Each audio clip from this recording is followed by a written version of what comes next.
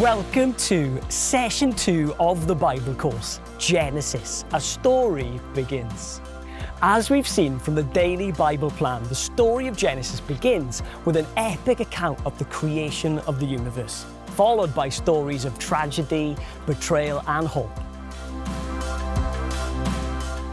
It also touches on fundamental questions. Where has everything come from? Why are we here? And why is life both beautiful and painful? The story of the Bible begins with humans enjoying a beautiful garden. But we'll see how that beauty is soon ruined by a talking snake and some forbidden fruit. Now I know that sounds crazy, but stick with me here because this session will help us make sense of the stories of Genesis. And we'll see how the stories of Genesis make sense of our stories too.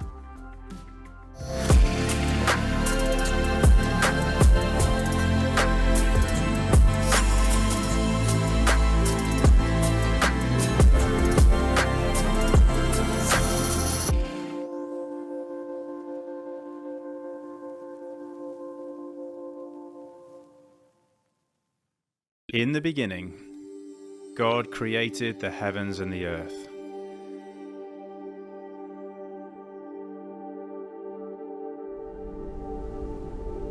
And God said, "Let there be light."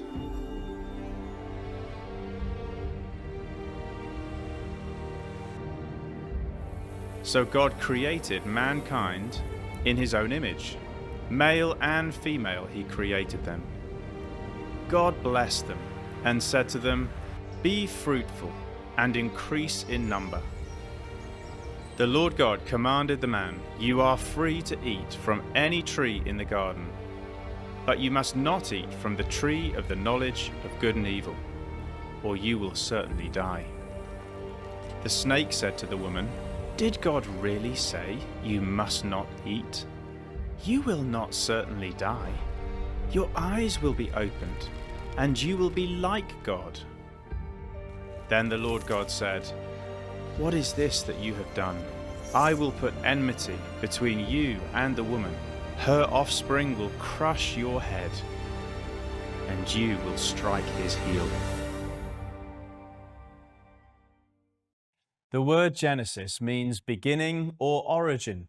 It takes us back to the dawn of time and raises some important questions. Where did our universe come from? And what does it mean to be human? But Genesis is also hotly debated. Should we take these stories literally? 6 days of creation, Adam and Eve, the Garden of Eden. Well, Christians over the centuries have reached different conclusions. So we won't necessarily agree on all the detail, but the important thing is to understand Genesis in its original context. As the first book in the Old Testament, Genesis was written to a culture that saw the world quite differently. For example, they assumed that the sky was a solid dome or firmament and that the sun orbited around the earth.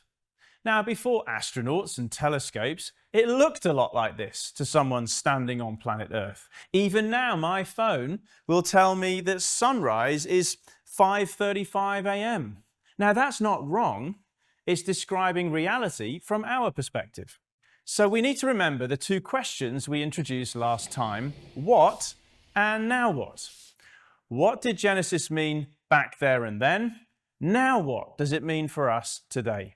Then we'll discover the enduring relevance of Genesis for our lives. So what are the big ideas in Genesis chapter 1? Well, firstly, God. No explanation is given for where God came from. It's just assumed he was there in the beginning. And logically, that actually makes sense. As a parent, if you hear a big bang in your kid's bedroom, you shout up, "What was that?" A little voice replies, "Nothing." But you don't believe them, right? Things don't just happen. Someone must have done something. Now apply the same logic to the universe. God must have been there to start the whole thing off in the first place, which means we're not accidents. We're here on purpose and for a purpose. Secondly, God is in control. In the ancient world, Other origin stories told by the Babylonians or the Egyptians, they imagined lots of gods competing for control. The world was chaotic, with no one ultimately in charge. Not the kind of story that helps you sleep at night. But Genesis says, no, there is one all-powerful God with no rivals, and he didn't make the world violently in a struggle, but lovingly. In verse 2, we're told the earth was formless, empty, and dark. But then God simply speaks, "Let there be light," and there was light. It's just so calm and orderly. Our lives then, we're not hostage to fortune or evil powers. We can sleep at night knowing that there is a God who's ultimately in charge. Now, the third big idea is that God is the source of all goodness. We've captured this on our storyline through the symbol of the tree of life, a fruit tree that represents creation as a whole. Now, in a sequence of 6 days, God then creates this beautiful world that we call home. These days of creation have a poetic shape to them. Remember, the earth was initially formless and empty. So in days 1 to 3, God separated light and darkness, sea and sky, land and oceans. A formless world is given structure. Then in days 4 to 6, God fills the world that he's formed with fish and birds and stars and animals.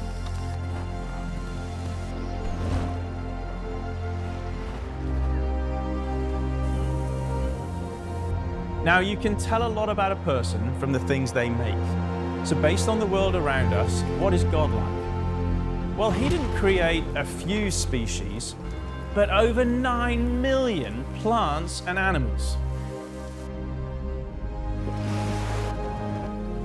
He gave thousands of taste buds so we can enjoy food together.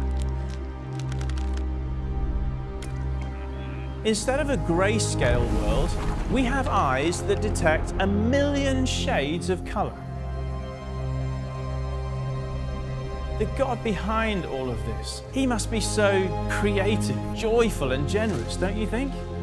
The universe is a beautiful piece of artwork, and Genesis introduces us to the artist. But you may be thinking, is this really how the earth was formed? Doesn't science give a very different explanation to how it all started? Is there a conflict between science and faith? Well, let's hear from someone who's given this a lot of thought.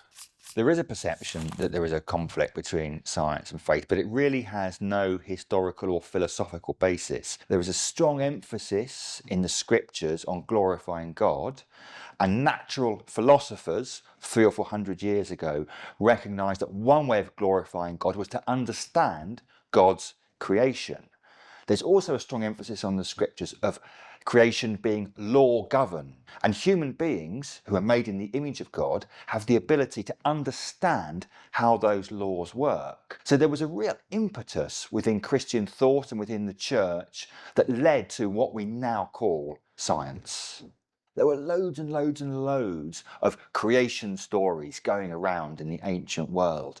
And what the writer of Genesis does is pick up different elements of those stories and tell a story about the nature of God and the nature of creation. What, as it were, is the underlying logic, the why of creation. They're not so interested in the how, in the scientific processes as we would understand them, so much as understanding that God is a creator, he's a lawgiver, there's a rationality, a beauty and a goodness to creation, and that human beings are part of and have a particular role within creation. The simplest way of putting it is that science looks for the how and religion looks for the why.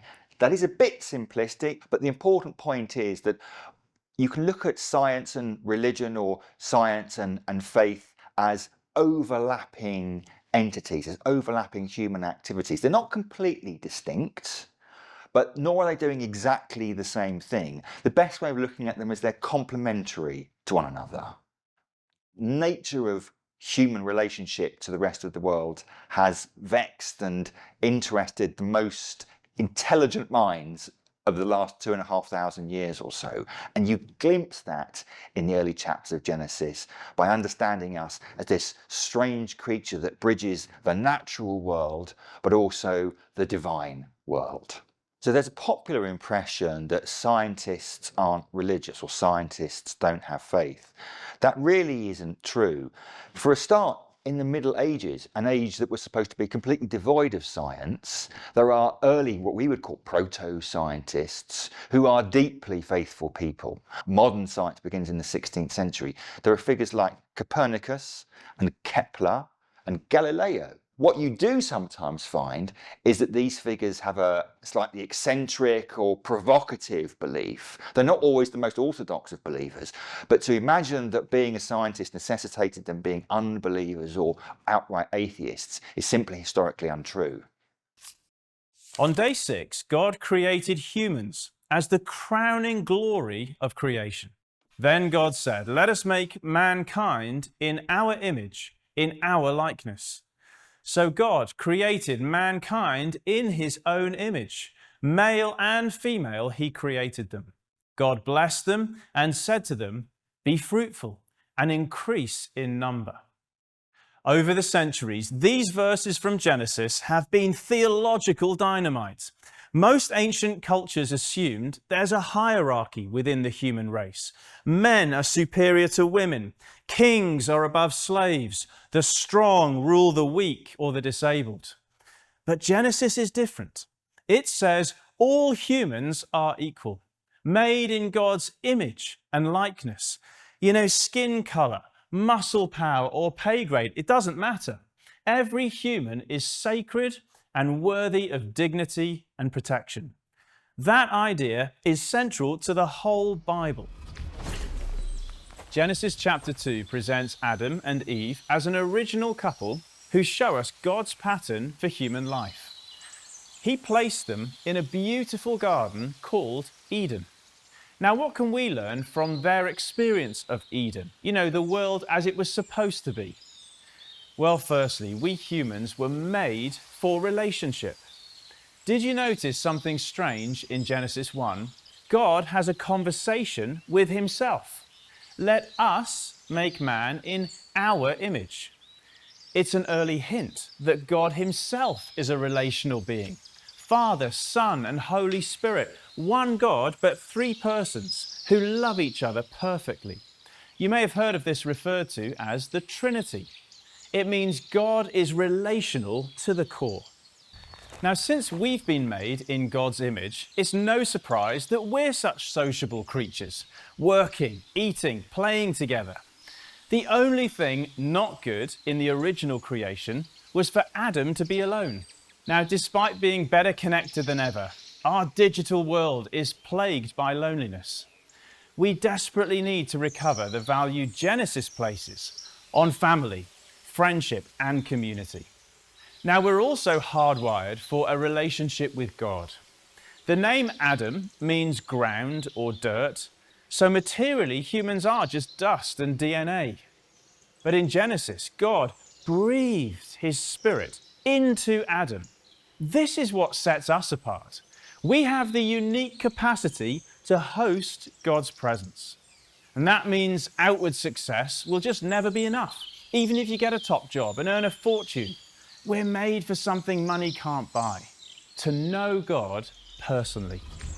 So the image of God is about relationships, but it's also about representation. Humans were created in God's likeness so we could resemble him. As the old saying goes, like father, like son. Now, of course, this isn't about physical properties. It's about our character becoming like God, so we can represent him to the rest of creation. Genesis doesn't depict a world where everything's sorted and humans just lie around on sun lounges. We are God's co-workers. He's commissioned us as humans to fill the earth and rule over it on his behalf. I visited a cathedral recently, which had some beautiful artwork on the ceiling. But to avoid getting a crooked neck, they gave me a trolley with a mirror on it. As I pushed my reflective trolley around the cathedral, all the beauty above was reflected below. That's our purpose. Made in the image of God, we are to reflect God's beauty into the whole world.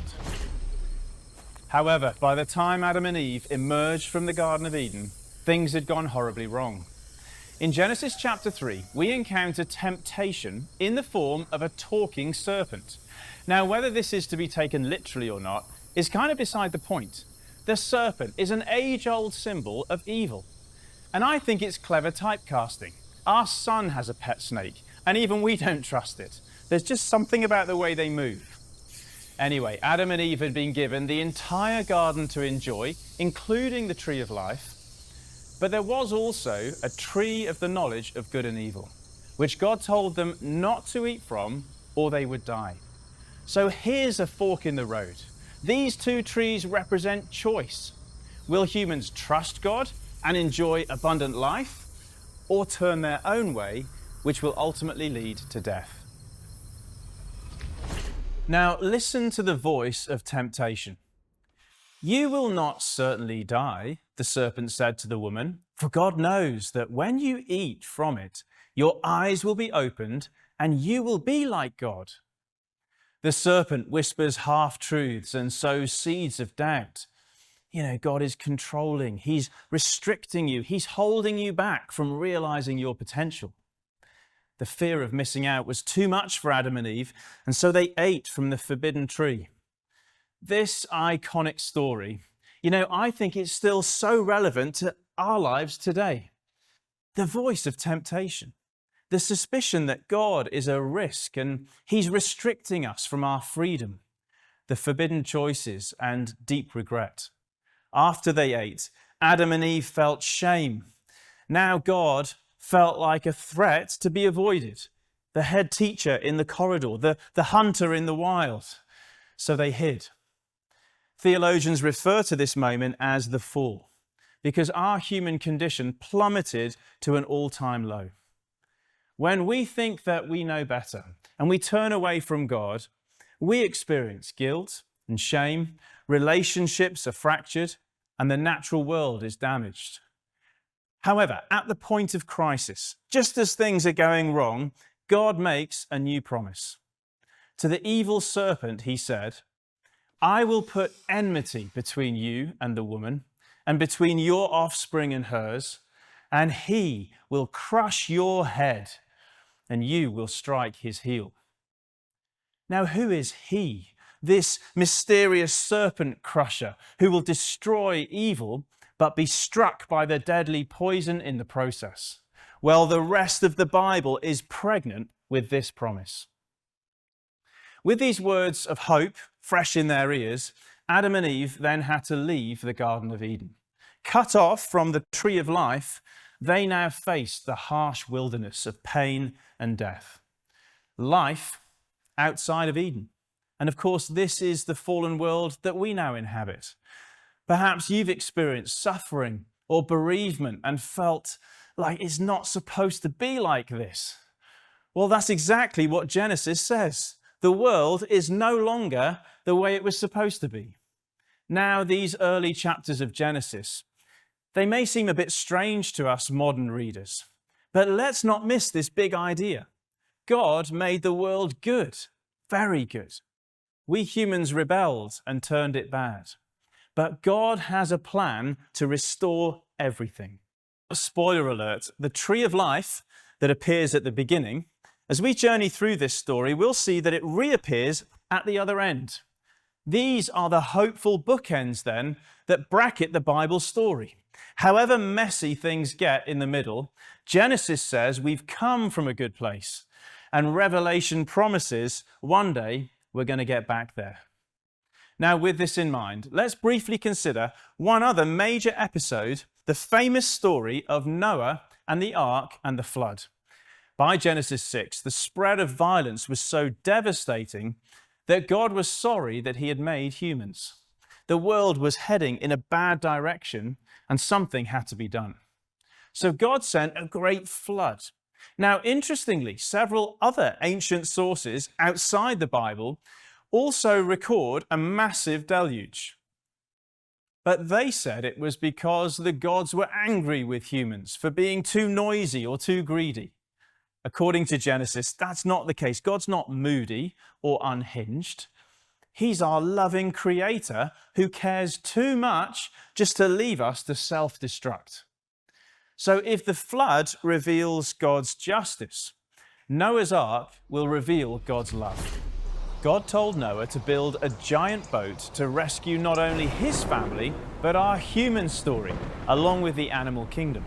At the height of the flood, we're told that the waters covered the surface of the earth. Remember, that's how it was in the beginning, at the start of creation. The flood has washed the world clean and restored its original state. When the ark settled on dry land, Noah emerged like a new Adam into a new creation. As we read in Genesis, then God blessed Noah and his sons, saying to them, "Be fruitful and increase in number and fill the earth." Can you see what's happening? We're back at the start. The pattern of Genesis is repeated. God made the world good, humans turned it bad, but God made it good again.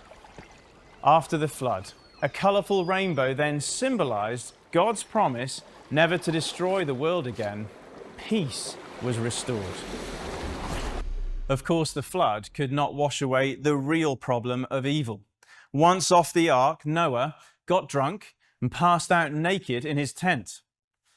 But in the rest of Genesis, God then set in motion a plan to cleanse the world from evil without destroying us in the process. Not through water this time, but by blood. Not a wooden ark, but a rugged cross. The stories of Genesis ultimately point us to Jesus. Well, that was a lot. Creation, the garden, the fall, and the flood.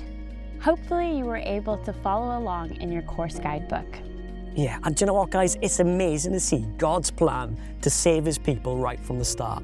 And actually, how these stories in Genesis point us to Jesus.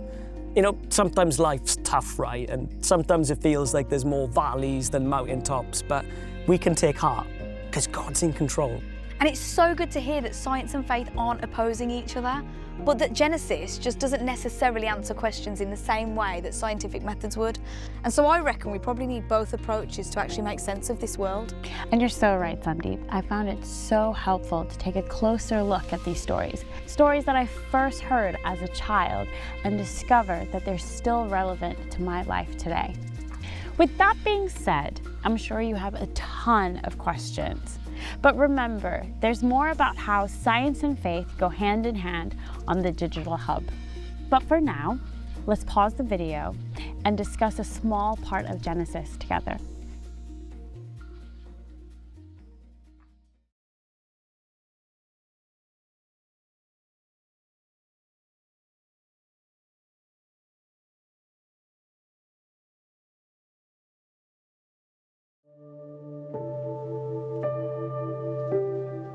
So after that dramatic opening to Genesis, the story moves on to focus on a specific couple called Abraham and Sarah.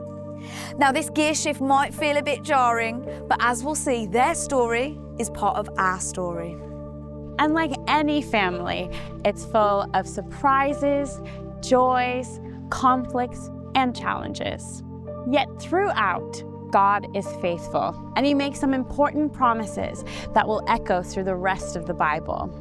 And as we'll see, he uses ordinary people like you and me. After the beautiful story of creation, things begin to unravel. Our fallen world is marred by violence, murder, and chaos. The flood provides a reset and the story starts again. But soon, the Tower of Babel is the latest attempt by people to take control and build their own self-importance. To save humanity from themselves, the Lord disperses them all over the world. They are now separate tribes with their own languages and cultures. In the midst of this broken world, God continues his rescue plan through an elderly couple who are unable to have children. This was God's instruction to Abraham and Sarah. Leave your country, your people and your father's household, and go to the land I will show you. Then, God promised something that seemed impossible. Look up to the stars. One day, your descendants will outnumber them. This is what I intend to do through you.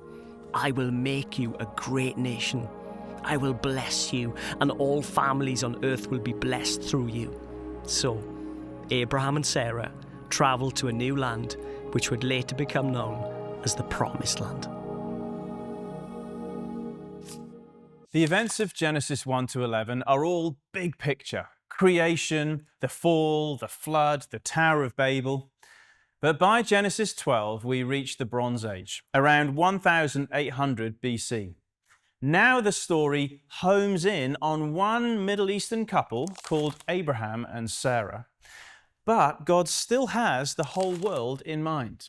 God's plan to fix what's gone wrong will now involve a special relationship with Abraham's descendants.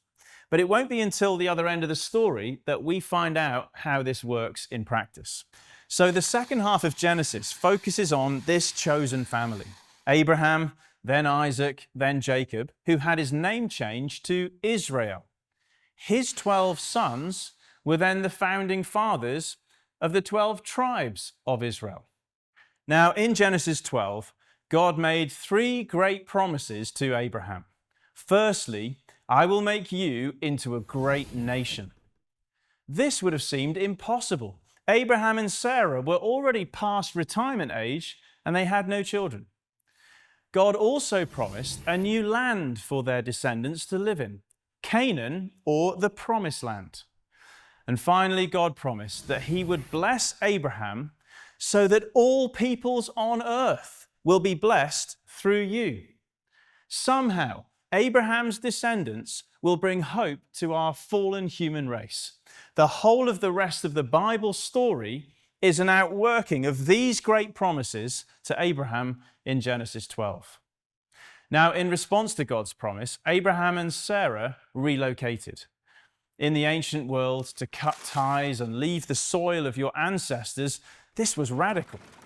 But they trusted God and stepped out in faith, traveling hundreds of miles from what is now Iraq to the land of Canaan. I imagine they expected a miracle child would be born soon after they arrived. But for reasons we can't understand, God made them wait, and that can be hard. Eventually, Abraham and Sarah lost patience, took matters into their own hands. Abraham slept with Sarah's maid, Hagar. She gave birth to a son called Ishmael. But God never gave up on Abraham and Sarah. Isn't that encouraging?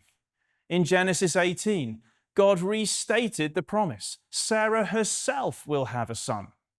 Abraham and Sarah just laughed out loud at this. But in the end, a miracle child was born. He was named Isaac, which means he laughs. You know, God always gets the last laugh. Read the story and it's clear. God didn't choose Abraham and Sarah or their descendants because they were just better than everyone else. God chose people who felt cursed and wondered if it was their fault. People who felt afraid and struggled with doubt. To be one of God's people is not to be better than. It's about being broken and yet blessed by God in ways we just don't deserve.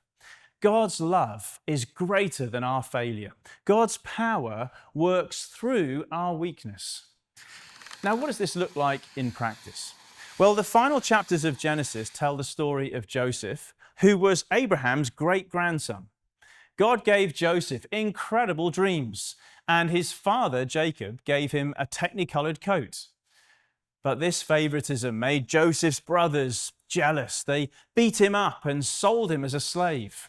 Joseph then was trafficked down to Egypt, which is why our storyline goes south at this point, from Canaan down to Egypt. There he was falsely accused of attempted rape by his boss's wife and sent to prison. Now, how do you deal with that sort of stuff? You know, abused by your own family and then an outrageous injustice. But through it all, God was with Joseph. Suddenly, after years in prison, he gained favor with Pharaoh by interpreting dreams. He became prime minister over the whole of Egypt. and developed a scheme to provide food during a terrible famine. Now imagine that, one of Abraham's family blessing other families, just as God had promised. That's why Genesis concludes with this story. Joseph was broken and yet blessed by God so that he could be a blessing. Despite years of pain, abuse, and injustice, Joseph's life fulfilled a much greater purpose, saving many lives from starvation, including his own family. In a tear-jerking scene, Joseph forgave the brothers that betrayed him. Then Jacob moved his family down to Egypt, and they shared in Joseph's blessing. So the end of Genesis kind of begs a question. How will this chosen family return to the promised land that God promised to Abraham? We'll explore that in session 3. But for now, the story of Joseph sums up Genesis, which sets up the whole Bible story. God made the world good, very good. We humans turned it bad, but God will make it good again. And how will this happen? Well, God's great plan is to use multitudes of ordinary people. In fact, God promised Abraham that he would have more descendants than there are stars in the sky. And that plan is still unfolding today. Because of Jesus, our sin can be forgiven, our brokenness can be healed. As God's image bearers, we can be blessed to share God's blessing with others. We are invited to play our part in God's great rescue plan for planet Earth. 9 years ago, we had a problem with debt, and we had bailiffs knocking on the door. They were going to take everything, and it was just a feeling of hopelessness. So one Friday morning, we just looked at each other and we decided that was the day. We did a very silly thing of trying to commit suicide together. At that time, we didn't see a way out. So we took a lot of pills, and I woke up. Rod was still asleep, and I realised I wasn't dead. So I phoned for an ambulance. They took us in. They sectioned us, wouldn't let us see each other. And after we came out of hospital, these emergency psychiatric people came round. They gave us the name and telephone number of CAP, Christians Against Poverty. When they said, just phone CAP, and we phoned, and she said, can I pray with you? And she didn't judge us. It was amazing. CAP is brilliant. They are genuinely there just to help you. CAP saw us, picked us up, turned us around and put us on solid ground. They'd given us so much help, and our debts were paid off. CAP gradually got us towards Jesus and going to church. It filled a hole in our lives. Christianity for us has brought us more peace in our hearts than we ever had before. They say that once you found the Lord, things happen. We couldn't see any way out of our debt, but the Lord appeared with CAP. We've had such a good life since that, haven't we? He's just given us a new life, a new beginning. He's set us free from worrying all the time. Now we have the freedom to do what we want and be together and do it. I mean, in your 70s, you don't expect that. We cannot sometimes believe how blessed we've been becoming Christians. Since CAP, we thought they'd given us so much help and friendship and love that we decided that we would do something to help. We have tried to talk for CAP. With our CAP clients, sometimes they need just a bit of love, just knowing that the Lord is there for you. When we first started going to the CAP launch on a Thursday, at the time I was making cakes. So we took a cake. And it went down very well, didn't it? And then gradually, over the years, my hands have got worse. So Rod took on making cakes. He never made a cake before he became a Christian. But now he makes cakes. We make cakes for the students, we make cakes for church. And that is so important because we have been given the freedom to do what we want now, not what we have to. And that gives us the freedom and the love inside to be out and give it to other people. It's such a wonderful journey. I found that so encouraging, guys. God still works through broken people. We don't have to be perfect to be part of his plan. The headline sums it up nicely. God made this world good, and we humans made a mess of it. But God has a plan to make things right again. And even when our plan doesn't work out and we go through difficult times like Joseph, God still has a plan to work things for good. That's a pretty good summary. And you know, Genesis reminds us where we've come from and why we're here. We're not accidents. God made us in his image, and God is at work in our lives today. Yeah, that's amazing, isn't it? I mean, God's got a purpose for us, no matter how broken or guilty we may feel. And you know, like Joseph and Abraham, we too can experience God's healing and forgiveness and more than enough blessing to share with others. So this week, let's begin each day with a simple prayer. Lord, show me how much you've blessed me and help me see who I can bless today. In Jesus' name, amen. Who knows what will happen? So next time, we'll be finding out what happens to the people of God down in Egypt. So buckle up, because there's going to be some epic stories ahead. But don't forget, you can read your daily Bible plan to prepare for it. But for now, let's close this session with a closing reflection.